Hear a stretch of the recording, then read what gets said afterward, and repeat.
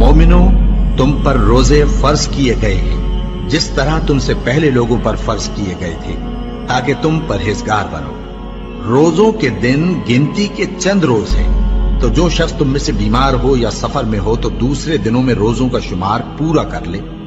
और जो लोग रोजा रखने की ताकत रखें लेकिन रखें नहीं, वो रोजे के बदले मोहताज को खाना खिला दें।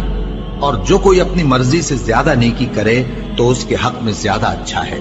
और अगर समझो तो रोजा रखना ही तुम्हारे हक में बेहतर है। रोजों का महीना रमजान का महीना है, जिसमें कुरान अव्वल नाजिल हुआ, जो लोगों का रहनुमा है और जिसमें हिदायत की खुली निशानियां हैं और जो हक व बातिल को अलग अलग करने वाला है। तो जो कोई तुम में से इस महीने में मौजूद हो, चाहिए कि पूरे महीने के रोजे रखे, और जो बीमार हो या सफर में हो तो दूसरे दिनों में रोजे रखकर उनका शुमार पूरा कर ले। अल्लाह तुम्हारे हक में आसानी चाहता है और सख्ती नहीं चाहता।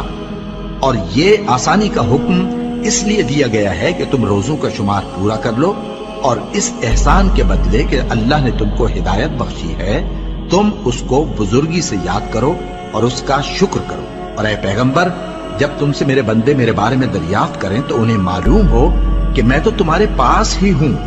जब कोई पुकारने वाला मुझे पुकारता है तो मैं उसकी दुआ कबूल करता हूं। तो उनको चाहिए कि मेरे हुक्मों को माने और मुझ पर ईमान रखें, ताकि नेक रास्ता पाएं। रोजों की रातों में तुम्हारे लिए अपनी औरतों के पास जाना जायज कर दिया गया है। वो तुम्हारी पोशाक हैं और तुम उनकी पोशाक हो। अल्लाह को मालूम है कि तुम उनके पास जाने से अपने हक में खयानत करते थे, सो उसने तुम पर मेहरबानी की और तुम्हारी हरकत से दरगुजर फरमाई। तो अब तुमको इख्तियार है कि उनसे मुबाशरत करो। और अल्लाह ने जो चीज तुम्हारे लिए लिख रखी है, यानी औलाद, उसको अल्लाह से तलब करो और खाओ और पियो, यहां तक कि सुबह की सफेद धारी रात की सियाह धारी से अलग नजर आने लगे। फिर रोजा रखकर रात तक पूरा करो। और जब तुम मस्जिदों में एतकाफ बैठते हो तो उनसे मुबाशरत न करो। ये अल्लाह की हदें हैं, इनके पास न जाना। इसी तरह अल्लाह अपनी आयतें लोगों के समझाने के लिए खोल खोल कर बयान फरमाता है, ताकि वो परहेजगार बने।